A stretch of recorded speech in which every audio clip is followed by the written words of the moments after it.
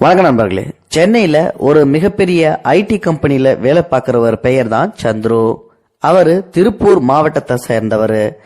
இப்போ இங்க படிச்சு முடிச்சிட்டு தனியா சென்னையில ஒரு ஐடி கம்பெனில வேலை பார்த்துட்டு இருக்காரு. அவருக்கு அப்பா அம்மா, இவர் ஒரே பையன்தான். அப்பா அம்மா 2 பேருமே திருப்பூர்ல தான் இருக்காங்க. சந்துரு பிறந்து வளர்ந்தது எல்லாமே திருப்பூர்ல தான். இப்போ ஒரு வருட காலமா தான் சந்துரு இங்க சென்னையில வேலை பார்த்துக்கிட்டு இருக்காரு.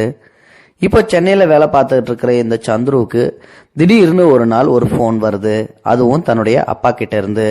உங்க அம்மாவுக்கு ரொம்ப உடம்பு சரியில்லை, நீ உடனடியா கிளம்பி ஊருக்கு வா அப்படின்னு சொல்லி சொல்றாரு. உடனே சந்துரு ஆபீஸ்ல லீவ் கேட்டுட்டு ட்ரெயின் டிக்கெட் புக் பண்றாரு. ட்ரெயின்ல உள்ள போய் ட்ரெயின்ல ஏறி டிராவலிங்கும் பண்ணிக்கிட்டு இருக்காரு. அம்மாவுக்கு என்னாச்சோ ஏதாச்சோ என்ன ப்ராப்ளமோ தெரியலையே அப்படின்னு சொல்லிட்டு ரொம்பவே மனசு உடஞ்சி போய் யாருக்கிட்டையும் பேசாம ரொம்ப சோர்வா பயணம் செஞ்சுக்கிட்டு இருக்காரு. அப்போ அவருக்கு ஆப்போசிட் சீட்ல ஒரு முஸ்லிம் பொண்ணு ஒருத்தங்க உட்காந்துருக்காங்க. அவங்களுக்கு ஒரு 45ல இருந்து 50 வயசு வரைக்கும் இருக்கும். அவங்க கொஞ்சம் வயசானவங்க தான். இந்த பையன் அமைதியா வர்றத பார்த்த உடனே இவங்களுக்கு என்ன, இந்த பையன் ரொம்ப நேரமா அமைதியாவே வந்துகிட்டு இருக்கான், அதுவும் உடல் சோர்வாவே இருக்கு அப்படின்னு சொல்லி மனசுக்குள்ள நினைச்சுக்கிட்டு இருந்திருக்காங்க.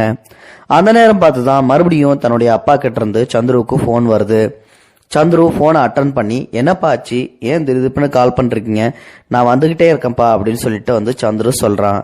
உடனே சந்துருவோட அப்பா என்ன சொல்றாரு அப்படின்னா, டே சந்துரு, உங்க அம்மா நம்மளெல்லாம் விட்டுட்டு போயிட்டாடா அப்படின்னு சொல்லிட்டு அழுவுறாரு. இதை கேட்ட சந்துரு உடனே செல்ல கீழே போட்டுட்டு, செல்லு எங்க கிடக்குது எது கிடக்குதுன்னு ஒண்ணுமே தெரியாம அப்படியே மைண்ட் பிளாக் ஆகி கண்ணுல இருந்து தாரத்தாரையா கண்ணீர் ஊத்துது.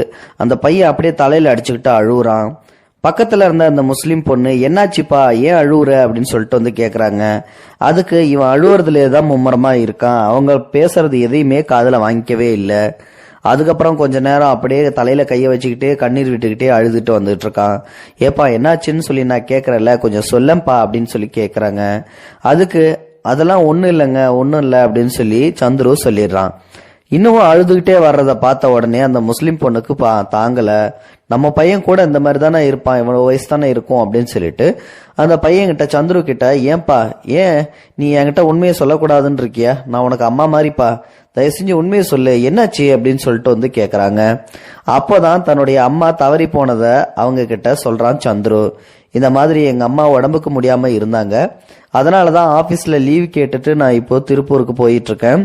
ஆனா இப்ப இடையிலேயே எங்க அப்பா போன் பண்ணி எங்க அம்மா தவறிட்டதா சொல்றாங்க.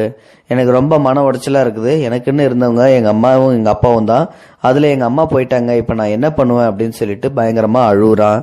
அப்பதான் அந்த முஸ்லிம் பெண்மணி அந்த சந்துருவுக்கு பக்கத்துல போய் உக்காந்துக்கிட்டு தலைய கோதி விட்டுட்டு, கவலைப்படாதப்பா, நானும் உன்னுடைய அம்மா மாரி நீ என்னை நினைச்சுக்கோ, எனக்கும் ஒரு பையன் இது உன் வயசுல இருக்கான், இப்போதான் என்னுடைய ஹஸ்பண்டும் இறந்து போனாரு, இறப்புன்றது எல்லாருக்கும் இருக்கிறது தான், அதெல்லாம் நம்ம மாத்த முடியாது, கடவுள் ஒருத்தங்களை படைச்சாங்க அப்படின்னா கண்டிப்பா அவங்களுக்கு இறப்பு அப்படின்னு சொல்லிட்டு ஒரு விதியை வைப்பான், அது எந்த நேரத்துல வேணாலும் நடக்கலாம், உங்க அம்மாவுக்கு இந்த நேரத்துல தான் போகணும்னு இருந்தா அது போய் தான் ஆகும், அதனால உங்க அம்மா எல்லாத்தையும் விட்டுட்டு போயிட்டாங்களேன்னு சொல்லிட்டு நீ அழுவக்கூடாது, மேற்கொண்டு உங்க அம்மாவோட ஆசை என்னவோ அதை தான் நீ நிறைவேற்றுறதுக்கு பார்க்கணும் அப்படின்னு சொல்லி ஆறுதல் சொல்றாங்க. அந்த முஸ்லிம் பொண்ணு என்னதான் ஆறுதல் சொன்னாலும் சந்துருவுக்கு அழுக தாங்க முடியல, மேற்கொண்டு அழுதுகிட்டே வந்துகிட்டே இருக்கான். அப்புறம் திருப்பூரும் வந்துருது. ஸ்டேஷன்ல இறங்கறதுக்காக நம்ம சந்துரு சாமான எல்லாத்தையும் கீழே இறக்குறான். மேல போட்டிருந்தத கீழே இறக்கி வெளியில போகலாம் அப்படின்னு சொல்லிட்டு முடிவு பண்ணிட்டு இருக்கான். அந்த ஒரு தருணத்துலதான் அந்த முஸ்லிம் பொண்ணும் இவனை வழி அனுப்பிச்சு விடுறதுக்காக அங்கேயே உக்காந்துருக்காங்க. ட்ரெயின் உள்ள உட்காந்துருந்த அந்த முஸ்லிம் பொண்ணுகிட்ட, ஏமா நீங்க எங்க போறீங்க, ஏன் இன்னும் இறங்கவே இல்லை அப்படின்னு சொல்லிட்டு கேக்குறான். ஏன்னா இவ்வளவு நேரமா தன்னை ஆறுதல் படுத்திட்டு வந்துட்டு இருந்தாங்க இல்லையா, யாரு என்னன்னே சொல்லிட்டு தெரியல, இருந்தாலும் நமக்காக இவ்வளவு நேரம் ஆறுதல் சொன்னாங்க, நமக்கு ரொம்ப ஒரு ஹெல்ப் பண்ண மாதிரி தானே அப்படின்னு சொல்லிட்டு, நீங்க ஏமா என்ன இறங்கவே இல்லை, எங்க போறீங்க அப்படின்னு சொல்லி கேக்குறான் சந்துரு. அதுக்கு நான் ஈரோட்லயே இறங்கிருக்க வேண்டியதுப்பா, ஆனா உனக்காக தான் நான் இங்க வந்தேன், ஏன்னா நீ தவறான ஒரு முடிவு எதுவும் எடுத்துடக்கூடாது உங்க அம்மா இருந்த துக்கத்துல, அதே மாதிரி உனக்கு ஒரு ஆறுதல் வேணும்ன்றதுக்காக தான் நான் ஈரோட்ல இறங்கவே இல்லை, உன் கூடவே வந்து டிராவல் பண்ண அப்படின்னு விஷயத்த சொல்றாங்க. ஏமா எனக்காக இவ்வளவு தூரம் வந்தீங்க, இப்ப நீங்க எப்படி போவீங்க அப்படிங்கும்போது, அதெல்லாம் ஒரு பிரச்சனையும் இல்லப்பா, நான் வந்து திருப்பி ட்ரெயின் இருக்கு அதிலே போயிடுவேன், அப்படி இல்லாட்டி பஸ்ல கூட போயிடுவேன், நீ பார்த்து பத்திரமா போ, கவலைப்படாத, உங்க அம்மா உன் கூடவே தான் இருப்பாங்க, உன்னோட நினைவுல வந்து வாழ்ந்துகிட்டே இருப்பாங்க, உங்க அம்மாவோட ஆசீர்வாதம் உனக்கு எப்பயுமே இருக்கும், நீ நல்ல நிலைமைக்கு வருவ, கவலைப்படாத அப்படின்னு சொல்லி ஆறுதல் சொல்றாங்க. உடனே சந்துரு அந்த அம்மாவை கட்டி பிடிச்சி கதறி அழுது அம்மா அப்படின்னு சொல்லிட்டு வந்து அழுகுறான். உடனே வந்து கவலைப்படாதப்பா கவலைப்படாத அப்படின்னு சொல்லிட்டு அந்த பையனுக்கு ஆறுதல் சொல்றாங்க. இந்த ஒரு சம்பவத்தை அவங்க அம்மாவை அடக்கம் பண்ணதுக்கு அப்புறம் ஒரு வாரம் கழிச்சு நான் இந்த மாதிரி ஒரு பெண்மணியை வந்து மீட் பண்ணேன், அதுவும் ட்ரெயின்ல. உண்மையிலுமே வந்து எனக்கு அவங்க அம்மா மாதிரி தான், அவங்க பேரை கூட நான் கேட்கல.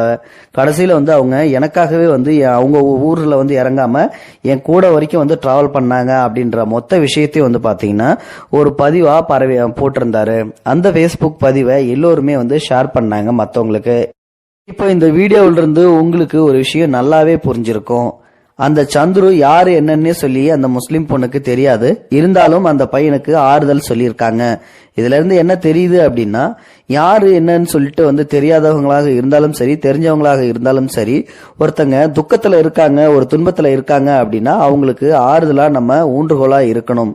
அப்பதான் அவங்களுடைய வாழ்க்கையும் சிறப்பா இருக்கும், நம்மளுடைய வாழ்க்கையும் சிறப்பா இருக்கும். ஏன்னா நமக்கு எப்பயாவது ஒரு தடவை அந்த மாதிரி சுச்சுவேஷன் வரலாம், அன்னைக்கு மற்றவங்க நமக்கு கண்டிப்பா உதவி செய்வாங்க. இந்த வீடியோ பிடிச்சிருந்தா லைக் பண்ணுங்க, உங்க ஃப்ரெண்ட்ஸ்களுக்கு ஷேர் பண்ணி விடுங்க, கூடவே சேனலையும் சப்ஸ்கிரைப் பண்ணுங்க. தேங்க்யூ ஃபார் வாட்சிங். இது போன்ற செய்திகளை உடனுக்குடன் நீங்கள் தெரிந்து கொள்ள மறக்காமல் எங்களுடைய சேனலை சப்ஸ்கிரைப் செய்யவும், கூடவே பக்கத்தில் வரும் பெல் ஐக்கானையும் கிளிக் செய்யவும்.